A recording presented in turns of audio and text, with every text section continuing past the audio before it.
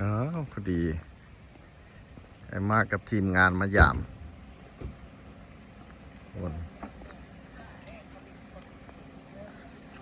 มาเป็นทีมเลยเบิ่งมันรู้ว่านี่ไผ่มาแน่นะโอ้เขาจะหมักแหงขี่ฮอตแท็กซี่มา11จะเบิ่งดูความหมักของคนสบายดีน้องสายโอ้ขี่ฮอตแท็กซี่มาครับสบายดีขี่ฮอตแท็กซี่มา11หุ่นนะว่ามันโอเอได้11เนี่ยนะของ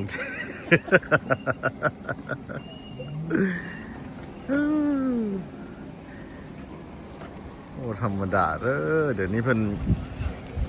น้ำมันเพจังหวะนั้นก็จะปล่อยปะไนผิดพลาดไปปล่อยปะไนมันกวดน้ำเพเมิดต้องได้แปลงน้ำใหม่นี่นะต้องได้เอาปะไนออกเฮ้จะโตมันเนี่ยเอาปะไนออกเมิดบ่ซันเฮ็ดบ่ได้นี่ปลาตายเมิดน้ำเป็นอันนี้สบายดีโอ้โจ้กับมาโอ้ทีมงานมาแล้วบุญดูมีจะคน1 2 3 4สบายดีมิสเตอร์โจ้โทรหาบ่ได้เป็นจังไดครับmy Facebook กับบล็อก Messenger อะไรแม่นว่าเพิ่นก็เดี๋ยวแฮกเพิ่นเขาแฮกเอาเงินหมดเลยโอ้เขาบ่ได้แฮก YouTube ติเสร็จเด้อเอาเพื่อน That's good though I mean that mean he likes you โอเคสิพากันไปเฮ็ดเสื้อเนาะพูดตัวสาวนี่สิไปใส่ได้เอาพูดเปลี่ยนเครื่องมื้อนึงเฮาเฮ็ดโมดองแผ่สิไปให้แม่เจ้ากินเด้โอ้เว้อแม่สิกลับมื้ออื่นเช้าแล้วเด้นี่โมดองแผ่กันกินแล้วโอ้ God he run 8 and over he damn ขาวเบิ่งรถม้าขนาดระวังอันนี้รถสีเขียวนี่ไม่แท็กซี่เด้ออยู่ลาวนี่นะ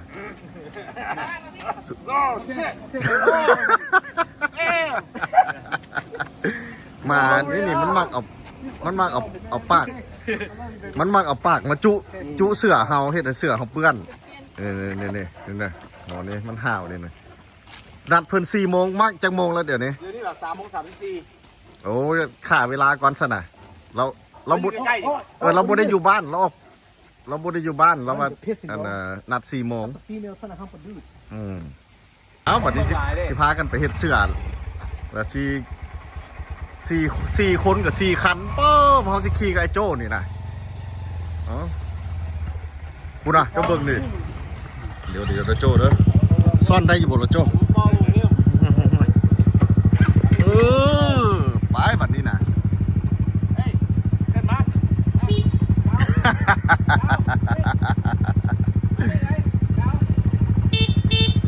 ไปโจออกหน้ามูกับเจ้ามูทางออกไปทางใหญ่จะเลี้ยวขวารถโอ้โถจะได้ให้หมาบ่ให้มันแลนนำหมาสิแลนนำเนี่ย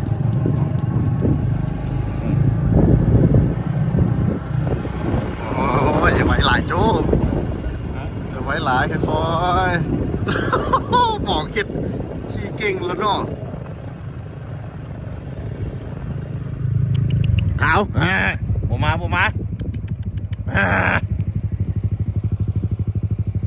ค่อย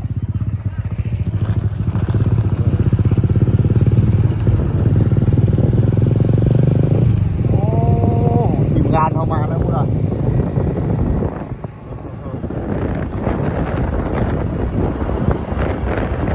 สุดยอดมาจนไทย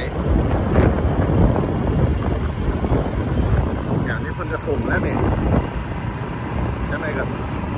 จัดซิปุ้งยักษ์เลยนี่นะ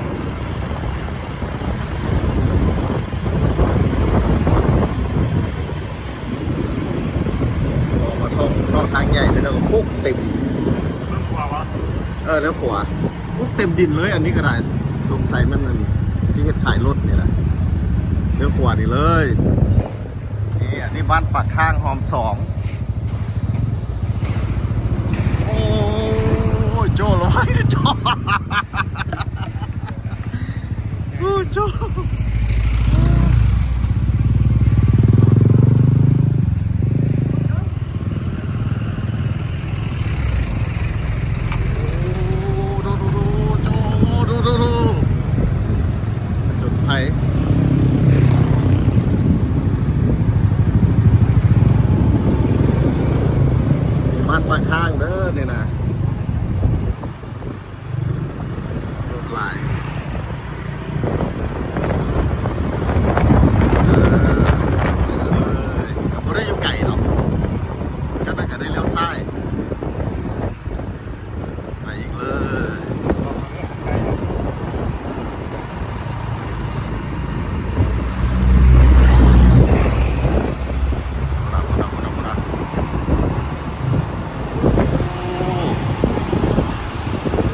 โทษจู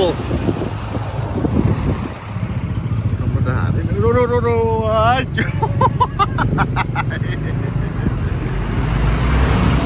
ที่โทษยังไว้หลายจูเลย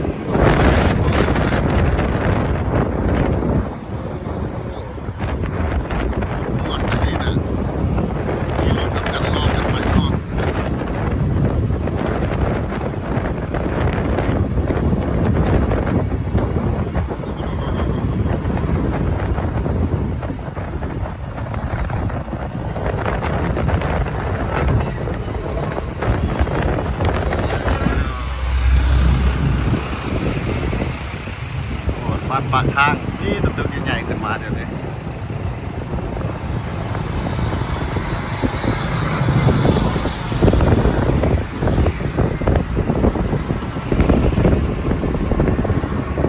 โอ้จูนี่ขับไปหมดแล้วนี่นะ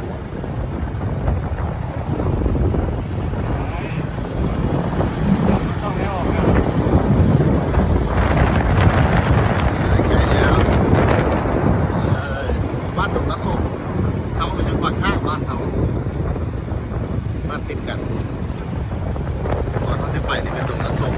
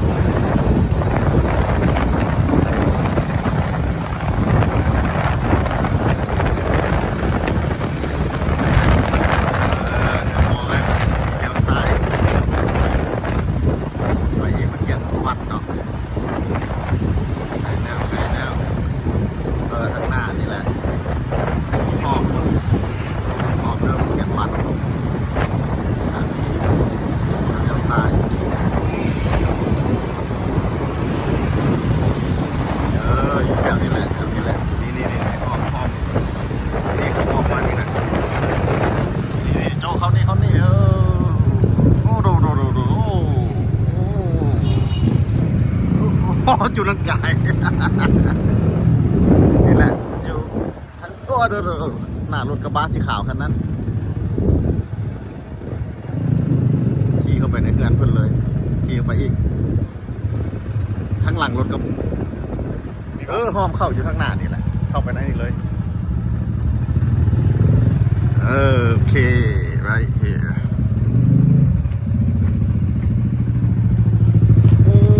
ทีมงานเขาอ้าวเสียไป2 คนเสียไป2 คนแล้วโอ้คักเลยไปเป็นทีมเลยไปเข้าไปหาเจ้มาหาเจ้แล้วแบบนี้นะแฮมมีไผ่ยูบอสบายดีเอ้ยสบายดีมาสบายดีสบายดี เอาไปเลย อันนี้นี่เป็นโรงงานเห็ดป้ายได้นี่นะนี่บริษัทเห็ดป้ายเห็ดเสื้อเห็ดอย่างมาชื่ออยู่นี่ราคาส่งราคาถูกอยู่นี่นะเอาตัวมีแบบไปเพิ่นเบิ่งตัวเสื้อน้ำเพิ่นเลยว่ะ แมน เสื้อก็เอา เสื้อก็เอา โจ้บ่เฮ็ดนะว่ะโจ้เฮ็ดคือกันโอ้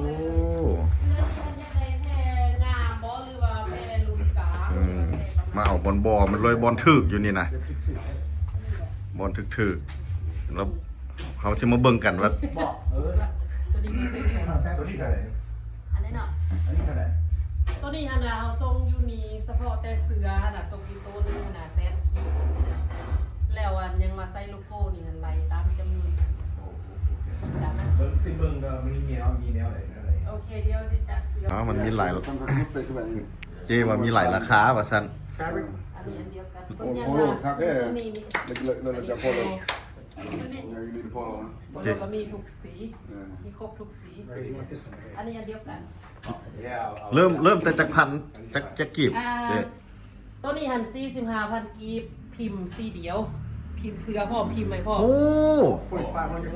ตัวนี้แหละสีเดียวอ่ะ พิมพ์ได้แค่สีเดียวว่าจะราคาสองสี ได้แบบนี้ว่า ตัวนี้ก็ได้แต่ว่าตัวนี้จะแพงถึงตึ้งในนิดกว่าสีแล้ว เพิ่มหน่อยนึง เฮ็ดไอ้ได้บอส ได้ ตัวนี้ได้บอสเสื้อ โอ้ เพื่อนได้ตัวเดียวเพื่อนได้คือเดียวครับค่อยสิเอา50ผืน โหแบบตูมเอาหลายแท้ ส่งไปให้มูให้คู่เลย ป้อ แท็บซี่นี่ แมนบอลแมนบอล แล้วก็บ้านเมื่อเราจะสิมาเอาอีกตัวจะบ้าน100ผืนแล้วกัน200 โอ้ ผืน มาถึกบอลแล้วนะ มาได้ว่าแล้วเนาะ เอาตัวเอาลายเพิ่นกันรุดให้ เสื้อตัวนี้ขนาดจะไล่ราคาทรงไห้มาสิซะ เออ ว่าเป็นแนะนำมาพอทรงอยู่นี่กับตัวนี้ อันนี้มันขาประจำไอ้รับใจดีผุดอันเจนี่นะ นี่ให้บอก ป้ายเป้ยอย่าง ทรงเขามา เอา ทาง น้ำ แอปได้ปะ เจนี่ you gotta get a number บอลนี่มันบอลบริษัทมันเลยนี่ทึกอยู่นี่ copy photo copy okay โอ้เมือง เชื่อ snapback ไอ้มากเอาหลายได้นี่นะเมืองเราเอาจักอันแล้วนี่นะ First, you will see how you like it. yeah bro you know no she just ask her if she has it and tell her get them มากเอาตัว L ซาวตัวดำซิป You know, ขาว if ซิป you really like it, you XL ซาว do whatever. That's what I'm 2X ซาว60ตัวแล้วได้นี่หมอเอานี่นะ60ตัวแล้วนี่ตัวเอานี่นะ มี โอ้อัน ตัวนี้ก็มีตัวนี้ก็มี หมวก แบบนี้ก็มี หมวกก็มีอีก ได้แบบนี้ มีก็มี อยากได้แบบนี้ ยังไงแบบมี อ่าฮะ เมี่ยงเจเมี่ยงกับมีแบบนี้ มีครบมาเลยนี่ เออ แต่ว่าฮักตัวนี้อะนะเวลาเขาปั๊มมันบ่งามปานใดตัวนี้มันมีดูกอยู่นี่แต่ว่าใดอยู่ okay it's printed มันบ่ได้ยิบมันบ่ แม่นละ Yeah, มันมี that, ตัว that's นี้ why. มันก็ Oh, the trucker hat, the more the trucker hat with the kind of like the netting in the back. Those style is good for print. เขาจะเอาหมวกมาให้เบิ่งเด้อ โมนี่เอาทั้งเสื้อทั้งหมวก ได้เอาเสื้อทั้งหมวก มีหมวกแบบที่มันเป็นฮูทั้งหลังเลยนะแล้วมันบ่มี No, แบบ but you know the trucker hat. มันเป็นฮู โจกเอาเสื้อป่ะโจ Better for. ถ้ามีแบบเรามาลองเบิ่งถ้ามีแบบเรามาลองเบิ่งที่ซองให้ some แต่ว่าม่วง design. เขานี่เขา ฮะ ขาย Some อยู่ design. เจ้าก็ดีไซน์เองของเจ้า Yeah. เพราะว่าเสื้อของคนบ้านนอก เขามีแล้ว you know เคยเห็นมาแล้วอยู่อเมริกา Or you get this and like. มาอยู่ลาวนี่มันถือกว่าดิ อ่า ค่าเพิ่นเฮ็ดนี่สิถือกหลาย That's why เฮาสิ ก็บวกลบคูณหารแล้วแม่นบ่ แล้วเฮาก็สิเฮ็ดให้เป็นอันนี้สิเป็นแบรนด์ของน้องซ้ายของเฮา Yeah and gang related I wear it all the time Yeah สิเป็นแบรนด์ของเพิ่นเฮาสิมาลองให้เพิ่นเฮ็ดว่ามันสิออกมาเป็นแบบใด เสื้อกล้ามก็มีนะ เกณฑ์นะอันนี้โมเมนต์แกล้งได้นี่นะเกณฑ์ Gang yeah เกณฑ์ gang do related it all for the set โถ ขัดผ่านนี่ โอ้โหแบบนี้ โมเมนต์แกล้งเนี่ยมันเกณฑ์โอเค เป็นเสื้อผ้าที่เขาเจ้าใส่อัน workout เดี๋ยวไปเอามาให้เบิ่ง ลิฟต์ weight แอบกล้ามเนาะ เล่น เสื้อก ล้ามเล่น เสื้อแบบนี้แต่ว่าเนื้อผ้าตัว โอ้เรื่องราคานี่ เจ้าบวกลบคูณหารแล้วแมันบ่ยูพีถือก่อน ถือก่อนแม่ง ของเงินของไอ้มากเอาหันพื้นเท่าไหร่ก่อน ไล่ให้เพิ่น60,000กีบ 60,000 แต่ว่ามันหักหลายสี ดอนหนึงนี่มัน21,000มันจักดอน63ดอนเนาะผืนละ3ดอนแต่60พันยังบ่ได้พิมพ์ติ บ่พิมพ์ให้พร้อมเลย พิมพ์ให้พร้อมอีก แม่นละ เจ้าแถม ราคาพิมพ์ให้พร้อม เจ้าแถม2 4ได้บ่60พันเอาพิเศษซึ่งเป็นลูกค้าประจำเจ้าใด แถมให้เจ้าอ่ะ แถมให้เราหั่นนะ ได้ โอ้ แถมได้ซองสี แถม2 4ให้เรา60เลยหั่นนะแล้วเราสิมาเอานํเจ้าเรื่อยๆหั่น แม่นนี่ก็เฮ็ดให้เพิ่นนี่แหละ โจ้บ่เป็นยุงกัดหลังอ้ายว่าเบิ่งดูตบให้แน่คือมาคันแท้บ่แม่นว่ะบ่มียุงบ่คือว่าคันคือยุงกัด เนาะยุ่งนี่เนาะ เดี๋ยวว่าไม่ดูได้แม่นบ่เจ๊ ได้ ซองสี ซอง 60เงือ บ่แม่นซองสีได้นี่บักหลายๆสีเลยนี่ อ่ะ มา จะเบิ่งอัน หลายๆสี อันพิมพ์ของเราหั่นนะ นี่บนบักหลายๆสีเลยนี่ หลายสีแต่เจ้าก็เฮ็ดได้คือเก่าเนาะ แม่นละเอามาแบบนี้แหละ ราคาเก่าหั่นเลย ราคานี้เลยไล่ให้เพิ่น60 ว้าวว้าวว้าวว้าวว้าวว้าวว้าว โอ้งาม โอเค เป็ แล้ว น นี่ อาหารวะเป็นอาหารวะแม็กสื่อพามาความจริงกันน่ะบ่ได้คืนซ้ำนี่ โจก็สิเอาคือกันเนี่ยนะเอา50ผืนพุ่นนะ เมื่อไหร่กลับมาคืน จัดหนัก เบิ่งกันเดี๋ยวนี้หันคอยกวดเบิ่งเสือก่อนเพราะว่าเฮาสิได้ตัดเสือก่อนคันว่าเป็นสีขาวแล้วมันมีแล้วตอนนี้นะแต่ว่าคันถ้าจะเอาดำได้เฮายังสิได้ซื้อผ้ามาตัดอีก โอเค ตัด เพราะ อีกเจ้าสิยังบ่ทันกลับง่ายตี บอสอยู่เลย อยู่เลยนี่แล้ว อ๋อคันอยู่เลยนี่ขอเวลาประมาณจาก10 มื้อได้บ่ 10 มืออ่ะ 10 มื้อได้ โอ้ บ่ FC คืออยากได้ไวไป ใจสิบ่ขาดก่อนว่ะ อย่างให้เฮ็ดงามๆให้เด้อ10 มือ ได้ โอเคโอเค 10อันน่ะหรือว่าคันฟันก็มาเอาสีขาวก่อนก็ได้แล้วสีดำจะมาเอาอีก โอเคเป็นแบบนั้นคลิกแบบนั้นก็ได้ ไปแล้วเราไปสิทักหาเจ้าทำบ่ได้ โอ้ ของเจ้ามันเอาฮอร์โมนเนาะ ไอ้โจก็เอา50ผืนพุ่นนะ ของเจ้าเดี๋ยวสิเอาเบอร์ใดๆนี่ มีแต่ผู้จัดหนักด้วยนี่น่ะว้าว เอาฮอร์โมนคือกันเนาะ ฮอร์โมนคือกัน50ผืนละเท่าไหร่ก่อนเจ๊ อันนี้อะไรเพิ่นนั่นน่ะ50พอสีเดียว แฮงถือก่อนอีกบัดนี้ ของเราอัน60พอเราลายสี ตอนเราพิมพ์หลายสี อันนี้มีแต่ทั้งสี แต่ว่าคันถ้าว่าเราเอาสีขาวสีเดียวล้วนหมดเลย50ตัวลาย45 เออ แต่ แต่ ว่านี่เราเอาลายสีผม โอเค เอาเบอร์ยังไง เอล เอา ได้แล้ว นี่ก็ต้องเป็น30 อ้าวออเดอร์เสื้อเรียบร้อยแล้วบัดนี้สิพากันกลับแล้วบัดนี้นะเบิ่งมันเป็นตะม่วนนั่นนี่น่ะมันเบิ่งแม่งรถไผรถมันเลยคนละคันเลยบัดนี้จะมัน They're gonna go straight home. อืม They're gonna go straight home. อืม You gonna hang out with Mr. Lachedi a little bit, or you gonna come straight with me too afterwards? When you get your bag, I'm gonna go to my house. Well, I gotta go to my see my อืม aunt. เอาบัดนี้พากันกลับแล้วบัดนี้นะ I gotta go see my อ้าววังกี้ไป4คันกลับมา2คัน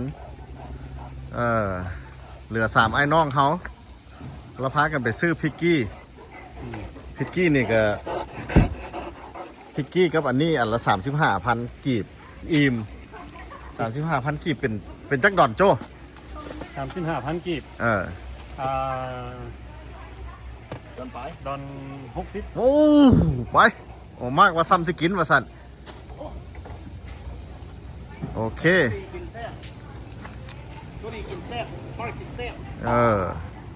ตะกี้คนบูฮู้ความหมายเดี๋ยวคนว่าเป็นมากกินแซบแต่แท้เป็นมักกินแซบซื้อหมอสำบายดีสาว เดี๋ยวฟัง ๆเอ้ยพูดโอ้ยสาวๆนี่แล่นกันแตกกันปั่นห้างเพิ่งนะเหลือ3ไอ้น้องโอเคมาไข่บนนู้นหน้าตาเป็นยังไงพิกกี้แบงนี่นะพริก ที่ร้าน พริก ไข่เบิ้ง โจ้ไข่บนนู้น กันเบิดนี่เนาะ พิกกี้บี้วันพิกกี้แบงนี่ พิกกี้อันหนึง20,000 กีบ 20,000 กีบ แล้วบวกใส่อันนั้นโอ้15,000 ตุกนั่น 20,000 กีบนี่92 cents 92 เซนต์ อันก้อนหนึ่งแล้วก็อันนั้น15,000 กีบพอดีเป็น35 มีถ่ายให้พี่น้องได้เบิ่งก่อนมีซีน มันเป็นแซนด์วิชนะ เดี๋ยวมีซีน มีบาร์บีคิวอยู่ในหั่นซอยใส่โจ้ลองกัดเบิ่งดูแซ่บบ่โจ้กัดเบิ่งดูโอ้โหนี่ จ่ายเพลงเนี่ยยกช่อเขาเพลงเนี่ยมีเขาซื้อผ้าแล้วก็ซื้อ แซ่บบ่ ครับ แซ่บบ่เป็นไปได้เป็นไป พิก ได้ กี้เพิ่นกรอบดี โอเคบ่เอาสันอ้ายกะชี ชอบดีวะพิกกี้วะ พิกกี้ จะลองเบิ่ง เอ้าโอ้หมอนี่ บุเคยได้กินนะนี่บุเคย นี่ครั้งแรกนี่นะ กินหลายเชื่อเลยได้นี่ครับบุเคยไปยุดกินเสื่อ ลองเบิ่งนี่คงกินแบบง่ายๆนะ ฟาสต์ฟู้ด ฟาสต์ฟู้ดอยู่คีมทางเลยนะถ้าไปยืนท่าเอาเลยนี่ นี่ยังไม่หมูอ่ะ มีหมูบาร์บีคิวซอยใส่หั่นปึ๊บโอ้ ครับ มากินแซ่บ มาสุดแซ่บ โอเคเอาไอ้กันสิขอกินขึ้นกันก่อนบัดนี้นะ